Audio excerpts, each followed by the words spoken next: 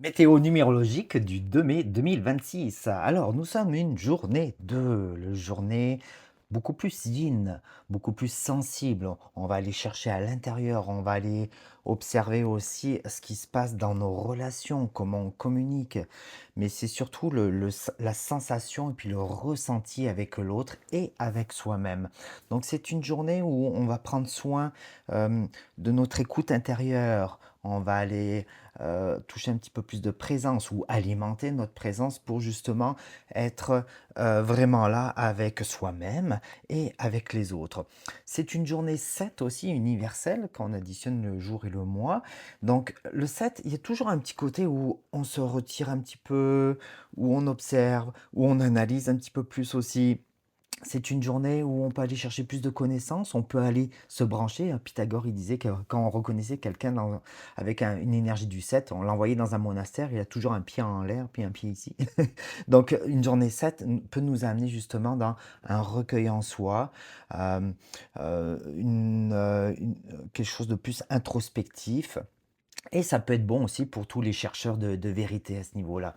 Donc, associé avec le jour 2, c'est vraiment la journée plus relaxe, plus calme, pour prendre soin de soi, pour aller se connecter avec la nature, se connecter à soi-même, peut-être avec notre partenaire ou avec un ami, pour être plus présent à l'autre et plus sensible à ce qui se vit à ce moment-là. Donc on ne force rien dans une journée comme ça, on est vraiment dans l'écoute de ce qui est là.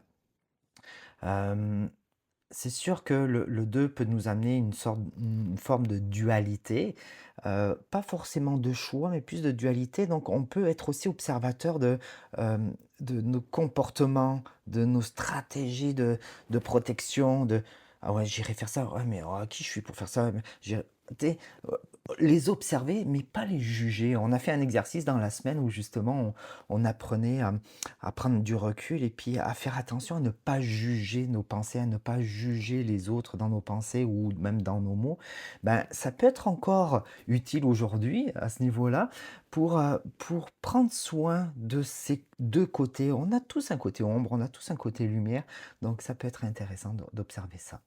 Donc, si vous êtes en année 1, vous êtes dans une journée 8, donc c'est une journée de manifestation. Et en même temps, le 8 amène toujours cette petite pression-là, OK, de bien faire, de bien exécuter. Alors dans une journée de sensibilité comme ça, c'est l'occasion justement de accueillir ce qu'on vit, accueillir notre dualité, accueillir notre ressenti et ne pas le juger pour pas se mettre de la pression. Et ça va nous permettre d'être vraiment rayonnants dans ce moment-là. Si vous êtes en année 2, vous êtes dans une journée 9, donc une journée 9, on clôture, on prend soin, donc c'est vraiment une journée ben relax pour vous là. Prenez le temps, respirez, connectez-vous à la nature, connectez-vous à vos animaux, à votre animal de compagnie. Restez présent. On a plein de petits oiseaux en ce moment là qui sont en train de retrouver leur joie du printemps, donc ça nous fait un grand bien. Euh, et puis on en profite en même temps aussi pour s'il y a des choses qui montent au niveau de notre ressenti, bah, de les laisser circuler, pour les libérer simplement, puis d'écouter ce qui est là. Est-ce que j'ai une information qui vient après ou pas? Mais prenez le temps d'abord de ressentir. Si vous êtes en année 3, vous êtes dans une journée 10-1, donc ça va vite à la fois tout et en même temps ça vous demande de ralentir. Donc ce que je vous dirais c'est: prenez pas de décisions impulsives durant cette journée. Vous pouvez prendre des décisions, vous pouvez aller de l'avant, mais prenez un petit temps de recul pour vraiment aller écouter votre ressenti avant d'agir. Ça va beaucoup vous aider. Ça va peut-être même vous amener vers un nouveau positionnement. Si vous êtes en année 4, vous êtes dans une journée 11. Donc le 11, pareil aussi, ça va vite, ça bouge, beaucoup de ressenti, beaucoup d'intuition. Encore plus aujourd'hui avec cette journée yin. Donc, on prend le temps de bien se connecter pour voir ce qui est juste et surtout, on fait attention de ne pas trop s'éparpiller non plus à vouloir faire 36 000 choses. On peut avoir une vision, on peut la noter, on peut l'écrire, on peut la préparer, mais on prend le temps aussi. Si vous êtes dans une année 5, vous êtes dans une journée 12, 12, 3, donc le ressenti, on communique ce qu'on ressent, on écoute ce que l'autre veut nous partager aussi dans toute notre présence. On ajuste cette communication et puis, on force rien non plus, puisque c'est une journée 12-3, c'est quand même on peut se sentir pris donc, on prend le temps et on prend le temps surtout d'aller à l'intérieur. Si vous êtes dans une journée, une année 6, vous êtes dans une journée 13-4, donc là, il y a une transformation pour une renaissance qui veut se faire, une nouvelle structure peut-être qui va vouloir s'ajuster par ce qu'on va ressentir intérieurement, par la communication qui va être un petit peu plus fine. On va chercher cette finesse-là. Hem, heu, mais c'est ça, on prend le temps de structurer, de ressentir, d'accueillir ce qui veut se transformer en nous pour que ça puisse renaître. Donc on va avoir de l'information qui va nous traverser sûrement durant cette journée pour ceux qui sont en année 6, pour nous aider justement à passer à faire cette transition-là.